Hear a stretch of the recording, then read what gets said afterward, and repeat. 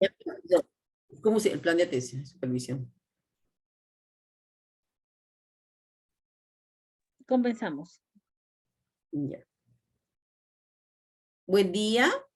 eh, Mi nombre es Lucy Chaupis, soy especialista de la Unidad de Atención y Protección del programa Aurora, y en esta oportunidad se me ha encargado el tema sobre los delitos sexuales, ¿no? Son delitos contra la libertad sexual.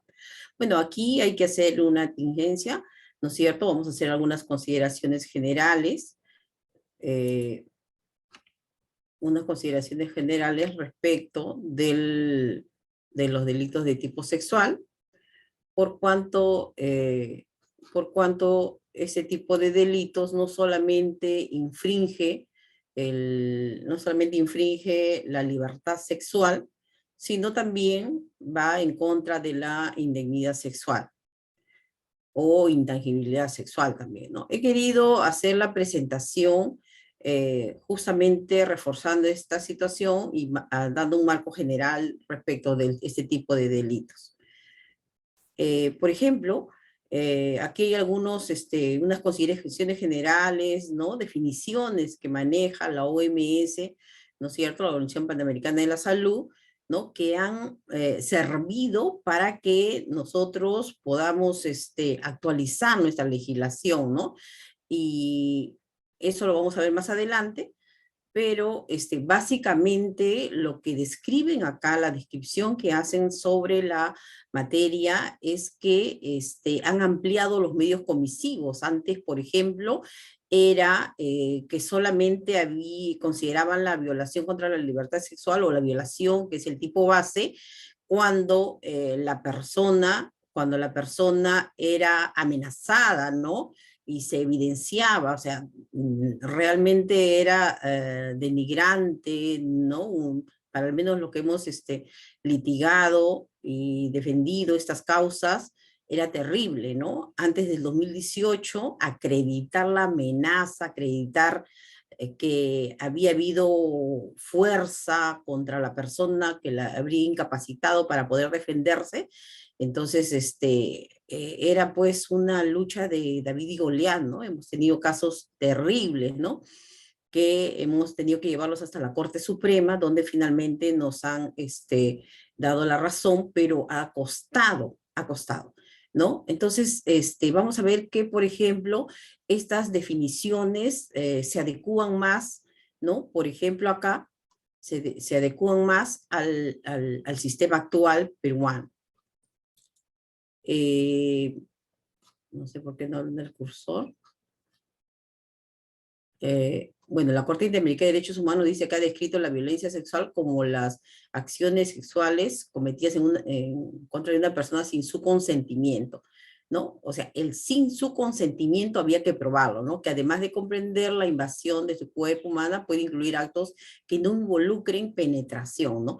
Ese era otro problema, por ejemplo, respecto a acreditar, por ejemplo, que ella había sido víctima de violación, ¿no? Que había habido defloración. Entonces, ese era otro inconveniente, ¿no? Dice el consentimiento. Entonces, por eso, eh, ahora también son los actos que no involucren penetración o incluso contacto físico alguno, ¿no? En la violencia sexual también puede existir coerción, fuerza física, claro, intimidación psíquica, ¿no? Entonces, puede ocurrir cuando la víctima no está en condiciones de dar su consentimiento, sea porque es una persona que no tiene la capacidad para, para poder saber qué cosa es lo que va a pasar, ¿no? O las consecuencias de esta, o también que el actor, el agente, el sujeto activo, eh, haya sido el que la ha puesto en esa condición, ¿no? Que son ya los tipos legales. Entonces, bueno, acá hay otra definición, esta forma de violencia comprende una gran diversidad de actos, ¿no? Bueno, vamos a ir más adelante, e inclusive aquí lo que también se grafica es la violación dentro del matrimonio. Entonces, seguimos con las condiciones generales y nosotros, quiero llegar a esto, ¿no? Cuando, bueno, a nivel nacional, antes, en el año previo a que se dé la modificación con la ley 3838, que es la que nos convoca realmente, ¿no? Porque es a través de esta ley que se modifican varios tipos legales y que, bueno, personalmente considero que es muy de apoyo para las víctimas, ¿no? Bueno, al menos para la defensa de las víctimas. Entonces, y bueno, está la 30364, que ustedes la conocen, y que es como un antecedente, ¿no? También que refuerza posteriormente que se haya dado la 3838, ¿no? Bueno, el Código Penal y esta ley 3838 que modifica el Código Penal y el Código de Ejecución Penal para fortalecer la prevención y sanción, ¿no?, de los delitos contra la libertad e indignidad sexual. Entonces, a ver, es importante también resaltar que, por ejemplo, de enero a junio del 2022, estas son cifras tanto del Ministerio de la Mujer como del Observatorio de la Criminalidad del Ministerio Público, donde podemos ver que la mayor cantidad de ejercicio de los delitos contra la libertad sexual van dirigidos contra mujeres, ¿no?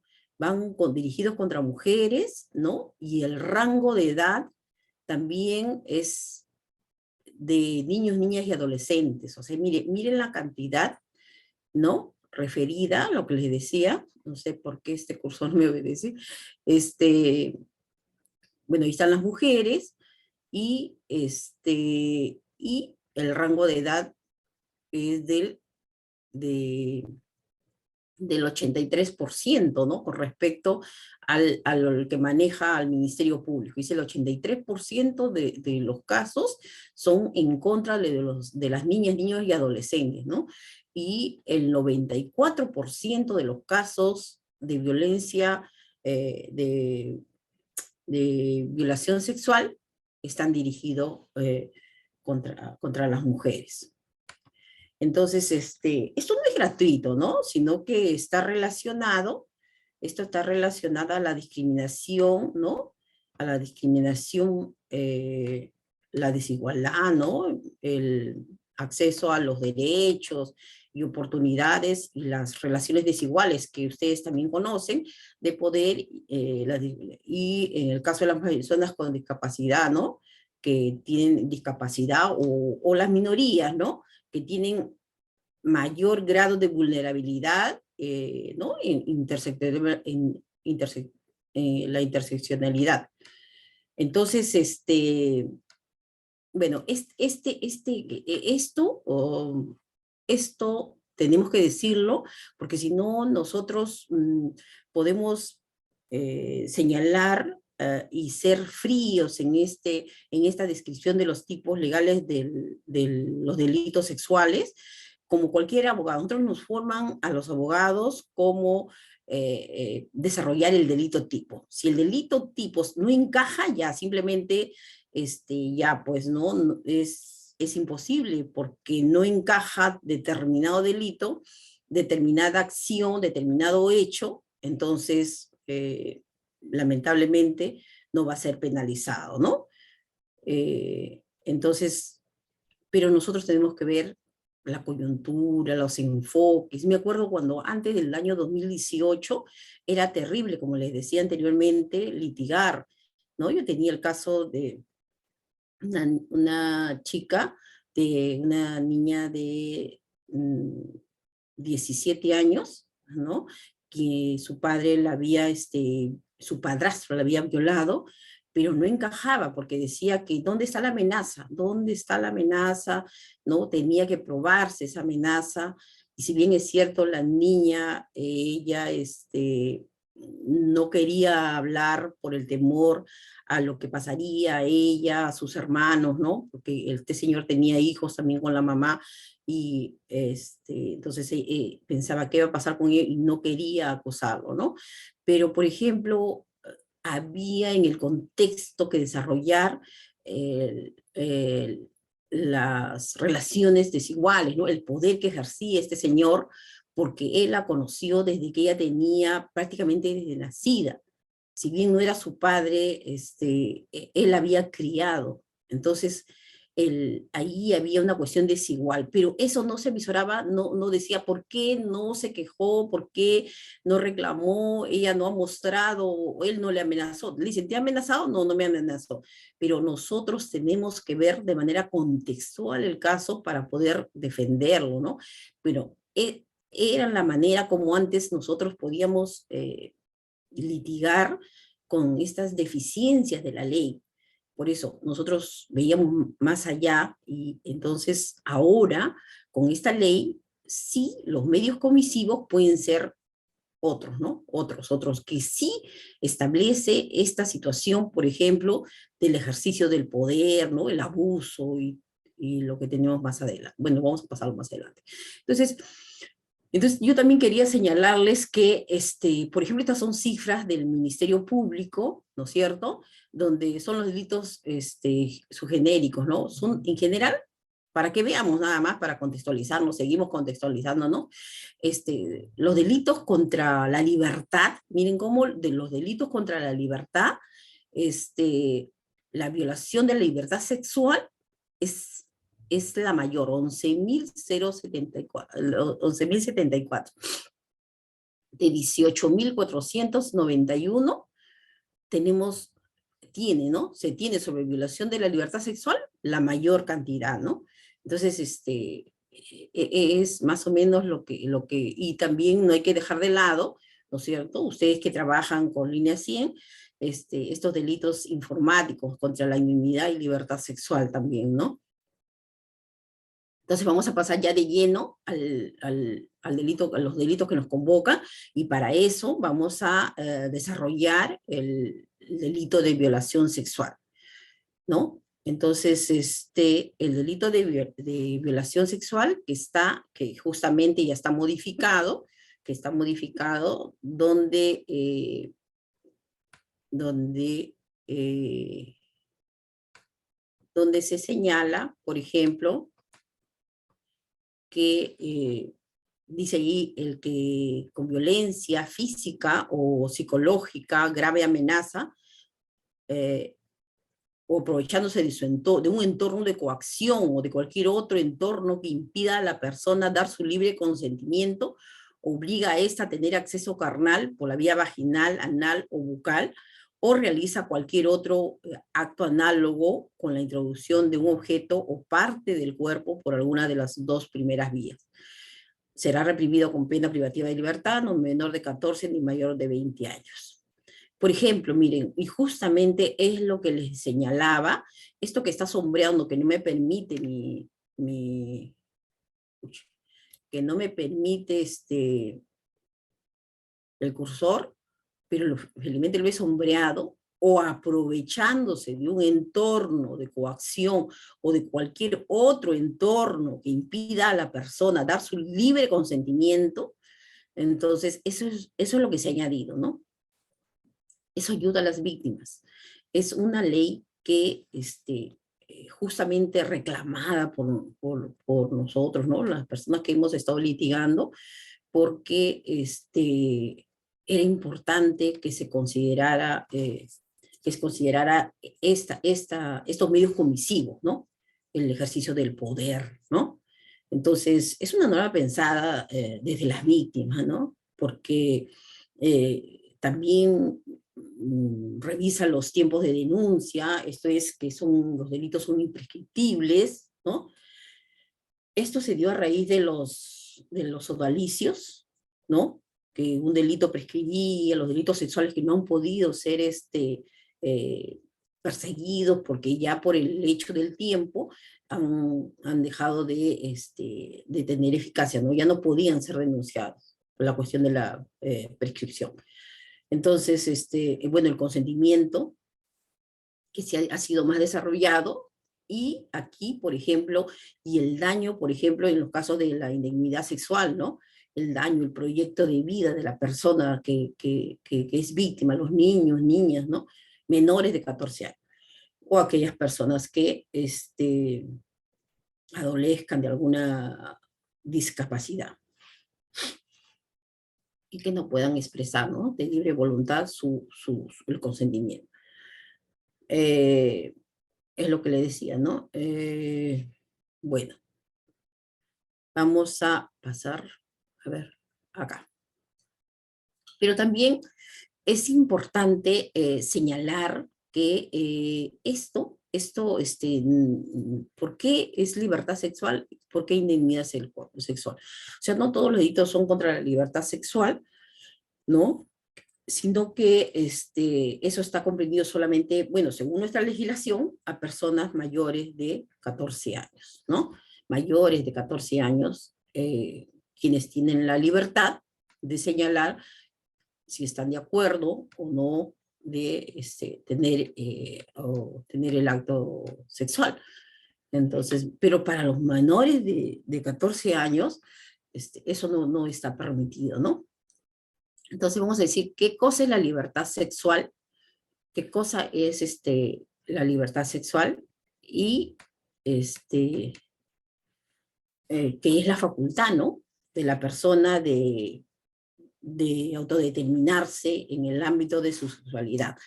Se trata de una manifestación del derecho a la libertad de las personas y está íntimamente relacionada con la intimidad y el desarrollo de la personalidad, del poder disponer de su propio cuerpo.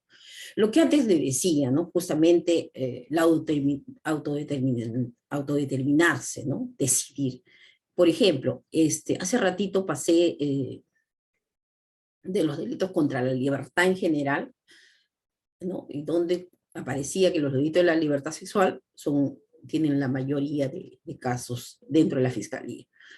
Ahora, este delito de la libertad sexual, o sea, está comprendido. ¿Qué es la libertad? La libertad es un derecho fundamental.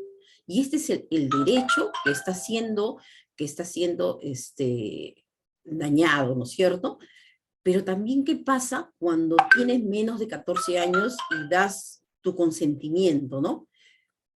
Entonces ahí vamos a desarrollar la indignidad sexual o intangibilidad sexual. Y esto está referido a los menores de 14 años, ¿no? A su derecho a no sufrir interferencia en la formación de su propia sexualidad, al no haber alcanzado el grado de madurez psicobiológico, ¿no? También comprende a aquellas personas que adolecen de alguna discapacidad mental o psíquica que les impida comprender la actividad sexual manteniéndolas libres de intromisión por terceros. Aquí, por ejemplo, podemos tener un caso de que una menor de 14 años consienta, ¿no? Si quiere tener relaciones sexuales, pero ese consentimiento está viciado. Está viciado porque no tiene la madurez suficiente para señalar qué cosa es lo que le va a perjudicar, cuáles van a ser las consecuencias, ¿no? Y que eso va a perjudicarle también en el desarrollo de su proyecto de vida, cuáles son las dificultades, todo lo que implica que una persona mantenga relaciones, ¿no? Con otra persona cuando aún no es el momento para que su cuerpo se desarrolle de esa manera o interrumpa, ¿no? Por muchos, por muchos motivos. No sé qué pasa con a ver, ¿ya? Entonces, lo que le decía hace un momentito de la autodeterminación, es importante desarrollarla. Ay, chispas, se fue acá, listo. Ya, entonces es importante esta autodeterminación, ¿no? ¿Por qué? ¿Por qué? Porque lo que le decía de la niña, por ejemplo, ¿no? De la niña, puede tener el consentimiento, pero esa manifestación libre y voluntaria no va a tener valor, ¿no? Entonces, aquí la autodeterminación sexual tiene dos componentes, ¿no? Uno es el conocimiento y el otro es el consentimiento. O sea, cuando uno conoce, o sea, de parte del sujeto, ¿no? El contenido y alcance de toda la actividad sexual, sus implicancias, los cuidados, necesariamente esta persona debe haber alcanzado la madurez biológica o física para decidir y hacer su voluntad de manera libre y consciente. El conocimiento. Pero este conocimiento, o sea, para nuestra legislación, se alcanza a partir de los 14 años para adelante. Antes de los 14 años, el consentimiento está viciado, ¿no? El consentimiento, o de la persona adulta también, ¿no? Si la persona es adulta, ese componente sí se da, porque tiene conocimiento y está prestando consentimiento, ¿no? El consentimiento a la manifestación libre y voluntaria para participar del acto sexual. Si el consentimiento no se ha prestado, ese no es válido, ¿no? En los menores de edad, ya les dije, o personas con discapacidad mental. Lo que busca el sistema jurídico es brindar un ámbito de protección y seguridad mientras se van desarrollando hasta cumplir su edad y alcance su grado de madurez y conocimiento de las consecuencias que puede traer esta situación, ¿no? El acto sexual. Entonces, rápidamente vamos a ver, como les decía, la 038 que estamos desarrollando, trae agravantes, ¿no? Trae las agravantes que si la violación se realiza con el empleo del arma o por dos o más sujetos, ¿no? Por ejemplo, yo sé que no tenemos mucho tiempo, pero sería necesario que cómo se ha avanzado con respecto a eso. Antes era la violación sexual, tenía hasta 6 años y la única agravante que existía era si la violación se realizaba con el empleo de arma y por dos sujetos. No había otra agravante, ¿no? La 038 038, ya mire, comprende todas estas agravantes, si el segundo agravante, si el agente abusa de su profesión, ciencia u oficio y se aprovecha de cualquier posición, cargo o responsabilidad legal que le confiere el deber de vigilancia, custodia o particular autoridad sobre la víctima o la impulsa a depositar su confianza en él.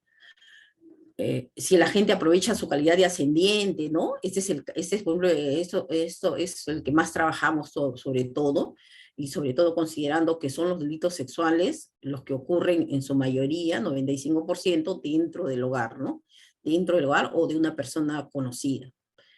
Bueno, esto vamos a ir avanzando rápidamente, pero bueno, el cuarto, si es cometido por el pastor, sacerdote o líder, igualmente, ellos también tienen ese grado de ascendencia, ¿no? De ascendencia. Y el otro también es cargo directivo, docente, ¿no? Los profesores, los auxiliares o personal administrativo, ¿no? Si mantiene una relación proveniente de un contrato de locación de servicios o de una relación laboral, o si se presta, o si esta presta servicios como trabajadora del hogar, ¿no? O sea, mire, siempre hay, ¿no? Uno arriba, uno abajo. Todas estas figuras son agravantes. Si fuera cometido el otro es la séptima, por personal perteneciente a las Fuerzas Armadas, policiales, ¿ve? Entonces se agrava la violación, ¿no? Si el agente tiene conocimiento de ser portador de la enfermedad de transmisión sexual grave, si el agente a sabiendas comete la violación sexual en presencia de cualquier niño, niña.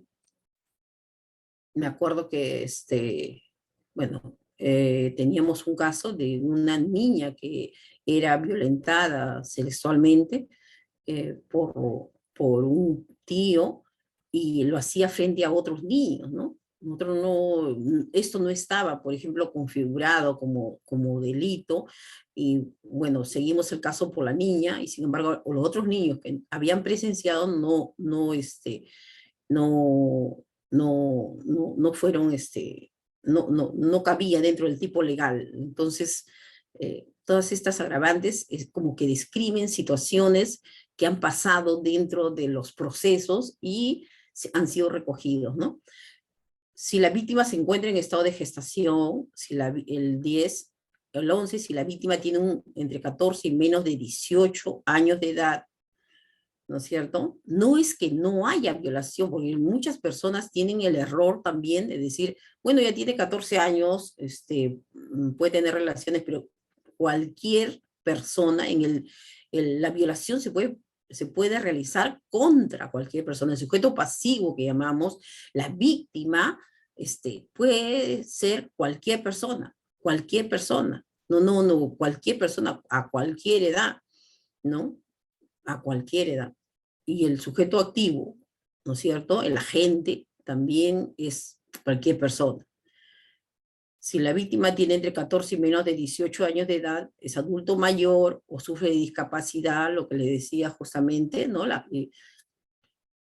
físico-sensorial, y el agente se aprovecha de dicha condición. Siempre hay el aprovechamiento, ¿no? Siempre hay el desbalance y siempre hay la vulnerabilidad. Esto ha recogido esta modificatoria. Entonces, el 12, si la víctima es mujer y es agraviada por su condición de tal en cualquiera de los contextos previstos en el primer párrafo del artículo 108b. Y 13, si el agente actúa en estado de ebriedad. Aquí, con presencia de alcohol en la sangre en proporción mayor de 0,50 gramos litro bajo el efecto de drogas tóxicas, estupefacientes, sustancias psicotrópicas y sintéticas que pudiera alterar su conciencia. Bueno, esto tiene detractores, ¿no? Hay muchos señalan que esto más bien va a ser una causal de inimputabilidad. Entonces, pero cada caso tiene que verse en el contexto. Aquí he querido resumir, por ejemplo, en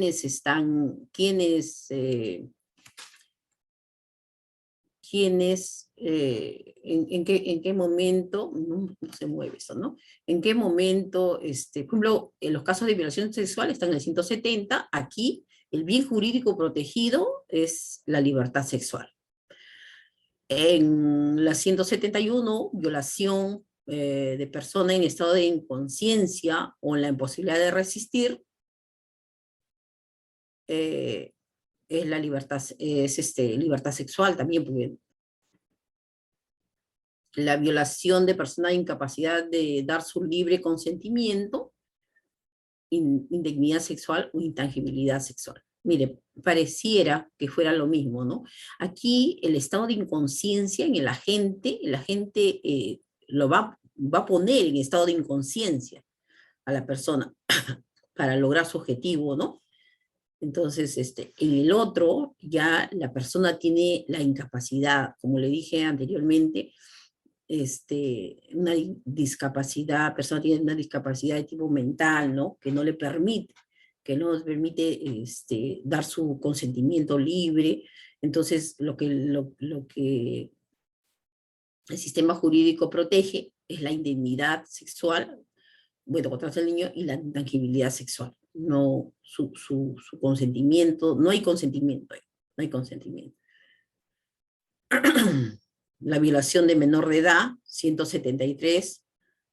Acá también he puesto la pena, ¿no es cierto?, para resumir, la indemnidad sexual. Todas las penas de menores de 14 años han sido canalizadas como cadena perpetua.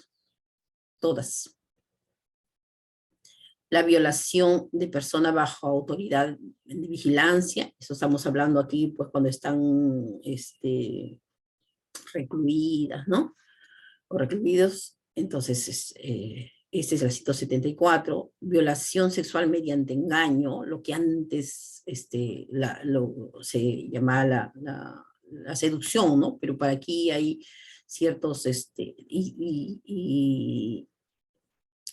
Esto justamente aquí hay que analizar el contexto. Siempre nosotros tenemos que trabajar a través del contexto, ¿no? En qué situación estaba la víctima, ¿no es cierto? El poder, la ascendencia. Entonces, contextualizar. Contextualizar, con contextualizar, nosotros sacamos los tipos legales de manera favorable para la víctima. Tocamientos, actos de connotación sexual, ¿no? También libertad sexual cuando se trata de mayores de edad. El 176A está referido a los menores, por tanto estamos hablando de la indignidad sexual, ¿no es cierto? Y aquí está la pena de 9 a 15 años. El acoso sexual, ¿no es cierto? Últimamente, eh, este, el chantaje sexual, ¿no es cierto? El chantaje sexual. A ver. Bueno, aquí, bueno, hemos también señalado que es importante tener en consideración la manera como vamos a abordar los casos de violencia sexual. Es importante tener en consideración e informar la aplicación del kit de emergencia, ¿no? Que evita principalmente el contagio de infecciones de transmisión sexual y el embarazo no deseado, ¿no? Sobre todo bueno, en general de todas las personas que son víctimas de algún tipo de delito contra la libertad sexual o indignidad sexual. Entonces, promover la realización inmediata de la entrevista única en caso de niños, niñas, adolescentes y mayores de edad, y la coordinación obligatoria con el sector salud para la aplicación del kit de emergencia, varones, mujeres, ¿no? Aquí, precisando a la institución de salud,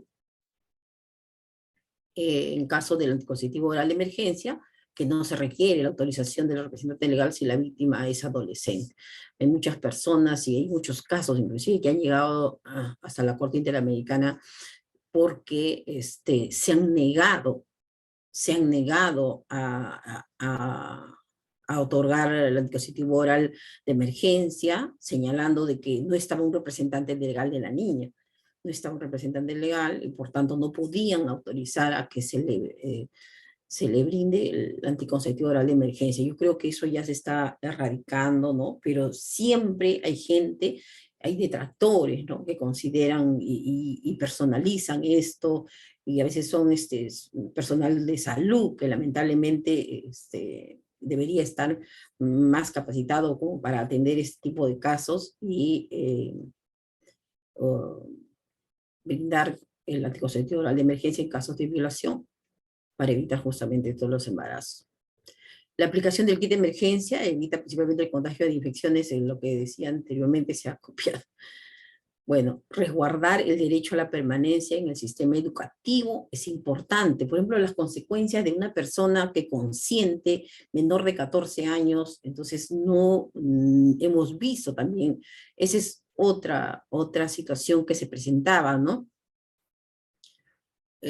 Yo creo que cuando he trabajado en el CEN he sacado, no sé, unos 100 oficios a diferentes colegios, porque venían los casos de que la directora no le decía, no, algunos de mal manera, u otros, cubriendo, señalando que para su bien, mejor que no vaya al colegio, ¿no? Y este, esto está prohibido.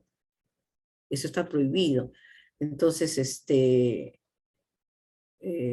nosotros me acuerdo que aplicábamos el derecho de los niños a continuar con sus estudios, ¿no? Entonces, y mandamos los oficios, pero ahora esto debe ser automático, ¿no? Entonces, esto debería de ser automático realmente. No, es automático ahora. Entonces, yo creo que el tiempo es corto, pero los invito a revisar la ley 3838 que modifica el Código Penal y el Código de Ejecución Penal para fortalecer la prevención y sanción de los delitos contra la libertad e indignidad sexual. ¿No? Básicamente porque se han acortado. Por ejemplo, como le decía antes, ya no hay prescripción del delito de violación, ya de los delitos sexuales. Por ejemplo, ya no hay redención por la pena. Hay